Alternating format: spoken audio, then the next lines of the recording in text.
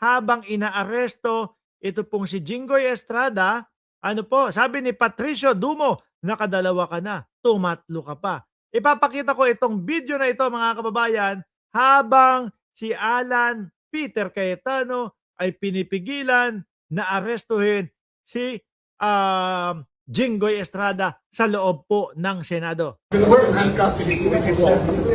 Oh, yan oh, talagang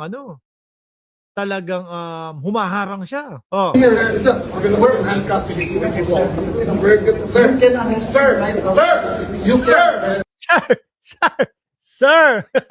Tawagin mo, ma'am. Sir, ikaw naman kasi, John Vic, sir, oh, hindi ka na pinaset. Sir, no, medyo mahina pa yan. Medyo nag-medium yung boses. Sir! Oh, tapos hindi pa din pinaset. Yung medyo malakas na. Sir! Hindi pa din pinansin. Subukan mo tawaging ma'am. Ma'am. Baka, baka huminto agad yan. Kasi yung style ni Peter Cayetano, tuloy-tuloy ho yung pagsasalita. At ang kanyang sinasabi ho, mga bossing, ay itong mga ganitong pag-aresto sa loob ng Senado ay hindi pa nangyari kahit nung mga panahon pa ni Jovito Salonga. Ano? Yung kahit pa nung pa ni Enrile na kung di ako nagkakamali, kaso na nakalimutan ko, paki-comment diyan sa comment section or maririnig natin kay Peter Cayetano mamayang konti. Hindi pa nangyari. Sandali lang.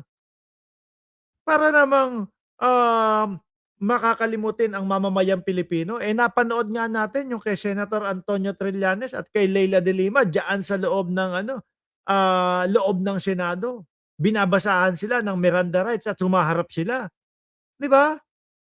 Kaya lang Peter Cayetano kaya nasasabihan sinungaling, eh. Biruin mo, ano ang akala niya kay John Vic Remulla? Mangmang, hindi alam, walang alam na, "O John Vic, dito sa Senado, sa loob ng Senado ha, wala pang inaaresto na ganito ha. Rebellion, tama yung kaso ni JPE." Sabi ni iniisip siguro ni Peter Cayetano, "John Vic, dito sa loob ng Senado ha, wala pang inaaresto na mga senador, ganito, ganyan." Sa tingin niya hindi alam ni John Vic Remulla 'yon? 'Di ba? Minsan napapaisip ako kung ano ba yung iniisip ng mga DDS lalong-lalo na po kapagka nagsisinungaling sila na kahit alam na po ng publiko, mamamayang Pilipino yung katotohanan, ipagsisinungaling pa nila. Iba nakakahiyang bagay ho yun, Ma'am Neng Gigi at Nick Maray. Dapat isunod ng ikulong si Marcoleta. Ay, nandiyan si Marcoleta. Ayun tingnan niyo, lalakihan ko Ayun nasa likod ni John Vic Remulla, si Marcoleta. Ayun siguro nando'n si Marcoleta, Sabi niya sa isip-isip niya, "Putang ina, ako na susunod dito,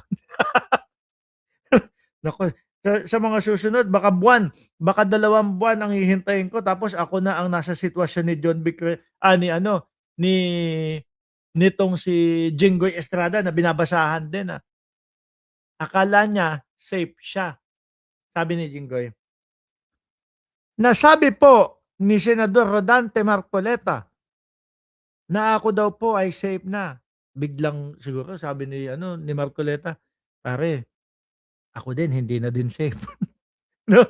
Kinakasuhan o kakasuhan na din nila ako ng plunder dahil doon sa 75 million pagtanggap ko ng regalo galing doon kay La Mike Defensor. Aray ko po mga kababayan. O tuloy. We're in custody.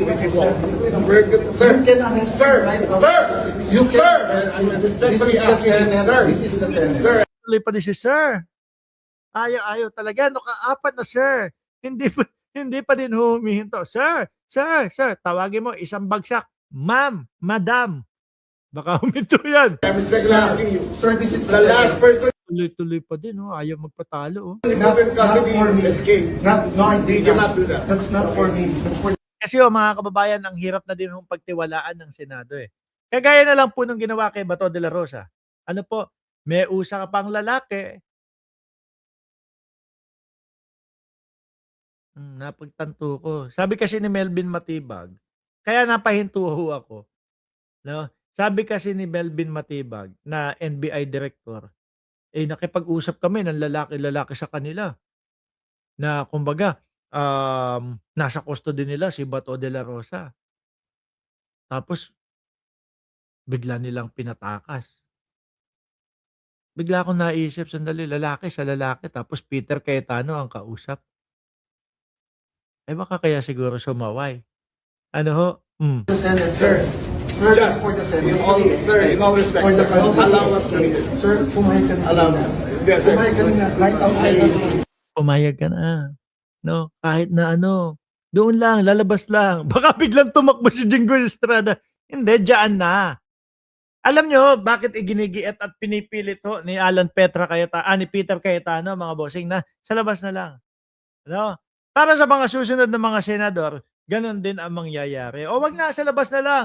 O hindi, nandito pa si Senator. Hindi lalabas dito yan. Hintayin nyo na lumabas ng Senado tsaka nyo arestuhin. Ganun ho kasi, mga kababayan, ang nakikita ko na style na ginagawa nila.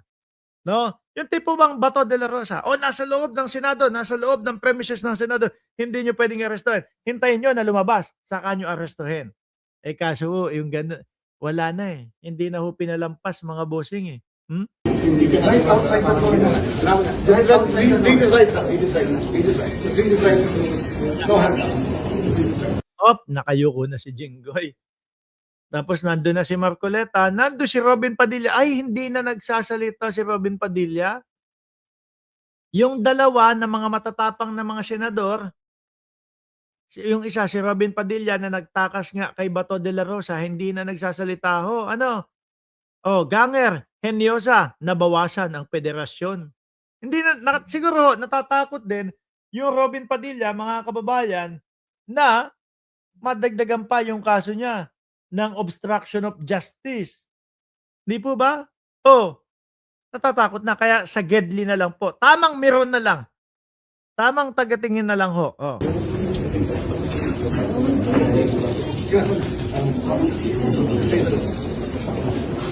Wala na. Wala na hong nagawa, mga kababayan. Yuko na lang ho ang ulo ni Alan Peter Cayetano. Ngayon ho, mga bossing, pagkatapos po ng arestuhan, eto na po. In-interview na nga si John Vic Remulla, mga bossing, no?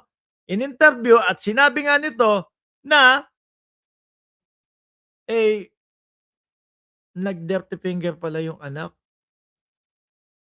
ni Jinggoy kay John Vic. Pakinggan nyo ho, mga bossing. Tapos, salamat, Dad. Tapos, salamat, Dad. There was a slight altercation between me and the daughter. She gave me the dirty finger and